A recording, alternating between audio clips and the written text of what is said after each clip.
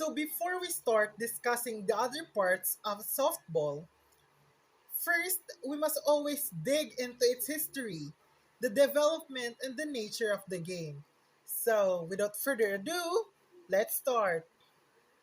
So for the brief history of softball, basically many people assume that softball was derived from baseball, but apparently the first game actually came about because of the football game.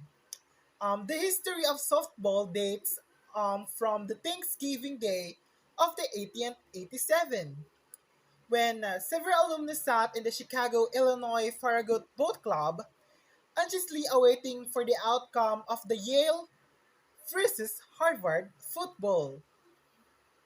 When Yale was announced as winner, the Yale alumnus playfully threw a boxing glove at a Harvard supporter.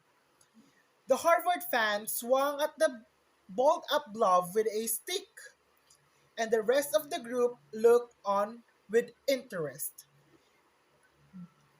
George Hancock, a reporter from the Chicago Board of Trade, jokingly called it as play ball. So apparently, play ball yung unang name ng, ito yung tinawag lang, ng for softball. And the first softball game was commenced with the football fans using the boxing gloves as well as the broom handle in a plate of bat. So, di ba, naglalaro lang sila ng football and apparently, biglang nagkaroon ng new game. Parang, on that game, rose another new game. Ang napaka-imaginative naman nung mga supporter na yun kasi yon from a boxing gloves tapos yung broom, naka-invent or may na-discover na bagong game, which is, ito na nga yun yung softball. However, the history of softball is still unfolding, and the game was undergone numerous of modifications since its creation in 1887. But it is still one of the most preferred sports games in the country, like America, and has developed a following in several countries throughout the world, especially in Australia, China, and Japan. Loved by amateurs and professionals of all ages and athletic background. The world can only anticipate what it is in the store for the future of America's other favorite pastime. For the nature of the game, according to the official rules developed early in the history of softball and eventually defined by the International Softball Federation, there are 9 players on the field at a time. The player takes the position of a pitcher, catcher, first baseman, second baseman, a shortstop, third baseman, and a outfielder. Usually, there are 3 outfielders holding the position of right fielders, left fielders, and the center fielder. However, slow pitch softball allows for a fourth person in the outfield. Similar to baseball, the team with the most runs at the end of the seventh inning is named the winner. However, if the teams are tied at the end of the seventh inning, the game can go on extra innings until the tie is broken. So yung game na to, yung rules niya is somehow kagaya sa baseball. Pero yung sports is nagsimula galing sa football. So yon, madali lang siyang matutunan kasi yung rules ginaya lang din sa ibang game. Kaya if you're a baseball player or either a football player, madali mong matututunan ang softball. Today, softball is one of the most popular sports in America, as what I have said a while ago, and an estimated 400 million Americans engage in at least one softball game each year. Wow! Diba? Like, if you're going to think of it, 40 million Americans. So, however, it is just a statistical data. Kaya, we might know, it might It might be more than that or less because it can be played on either a field or an indoor arena. So, compare sa ibang laro, maganda sa softball because you can play it indoor and outdoor. Softball games are played year-around and involve teams with players as young as 8 years old and some players over 60 years old. Softball is sometimes played by core-creational league, where both women and men play on the same teams. But the rules are generally modified to reduce the physical inequalities between the sexes. Often, companies and organizations form amateur co-ed teams to play for benefits and charity fundraiser events. So, compared to other team sports wherein may laro lang talaga for different yung sa panlalaki, pambabae, and namomodify din yung rules. Sa base, ay sa softball, pwede rin ganon. However, pwede din silang magsama yung both sex on a one game. 'Di ba? Ang ganda lang like you're going to see an inclusive game wherein there are two sex playing. There are two sex playing sexes playing a one game like hindi mo napapansin kung babae siya o lalaki siya. You're just playing a game and one goal is to win. 'Di ba? Ang ganda lang. So for the development of softball, softball is a game that is played with a bat and ball between two teams. The field is made up of two parts, the infield and the outfield. So ito, tatalakay na natin yung two parts. In the infield, four bases form a diamond with a pitcher's mound in the middle. The outfield is often made up of grass. Navi-visualize nyo ba? Yan, i-visualize nyo lang. And tatalakay din yan later on ng isa pa nating reporter. Much like in its relative game, baseball, the defensive team stands on the field while the offensive team bats. In order to score, a player must hit the ball with a bat and run under the four bases. The batter starts at home plate and passes through first, second, and third until he comes back to home. In a typical game, after each team has had 7 at-bats, the team with the most runs wins. Three of the currently biggest differences of softball has with baseball are: first, the ball is bigger. Pitchers underhand the ball. And it is mostly a woman's sports. So yun 'di ba? Medyo in other game talaga ang softball was actually played by women rather than men.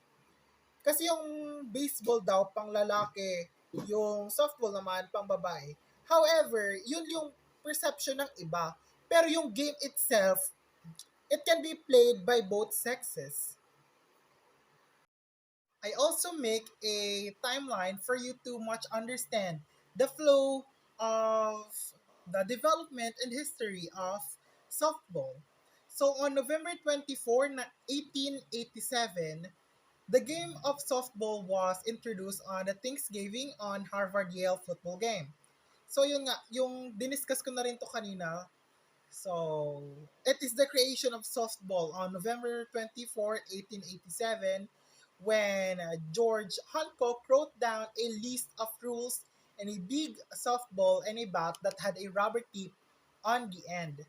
So, on January 1, 1889, dito naman yung indoor baseball or softball has become very popular in the late 1880s. By winter time in Chicago, this was the way to keep in shape for the baseball player because it could be played inside. Thus, a winter league was formed. The softball were 10 to 20 inches in diameter. A fireman, Louis Rober, needs something to keep his man busy, so he marked a smaller field by the station. The smaller field would ensure that was way more action and offense than baseball. He decided to limit the games to 7 innings. So, yun nga, ginawa yung indoor or yung softball kasi for para dun sa mga player ng baseball para maging in shape pa rin yung physique nila. Para ano, mm, nandun pa rin yung hindi mawala yung momentum, mas lumakas pa din yung kanilang mga muscles and syempre nasa track pa rin. So noong January 1 naman, 1895, softball was introduced to girls through a high school that the first organized women's team was made in Chicago at the West Division High School. This was important because the only sports girl really played was field hockey and rowing. This showed a little more independence for women. So in this, makikita mo talaga na nagkaroon na ng inclusivity because nabigyan din ng chance yung mga girls to play. Kasi 'di ba mostly nakikita nila na pangit tignan daw sa babae ang maglaro ng mga ball games. But in here, nabigyan ng independence yung mga babae to play softball. So here, I've gathered an information or a timeline for you to further understand the flow of the development and the history of softball. So the first one was on January 1, 1926. As the sport was getting more popular as the years went on, it spread all over the mid-western United States. Parts of Canada even started playing these sports. Everyone seemed to follow the same rules, but the only differences was no one called it by the same name. People were calling it diamond ball, mush ball, and even pumpkin ball. Walter Hawkinson's officially made the term softball a National Recreation Congress meeting. Diba? Like, there are a lot of names palang tinawag sa softball para mag-come up sa name na softball. So, on October 20, 1933, after a successful tournament where 55 teams competed from around the United States, one of the founder of the tournament thought it was time to have real regulations to follow. They set rules for different ages. Kids would have smaller balls than adults and teenagers. The field size varies between fast pitch and slow pitch. So dito na nagkaroon talaga ng official association and minodify nila yung game based sa need kung sa age yon. Like it is developmentally appropriate for them to play the game. While on January 1, 1974, as softball expanded and many teenagers girls were playing, colleges started giving out scholarships na rin.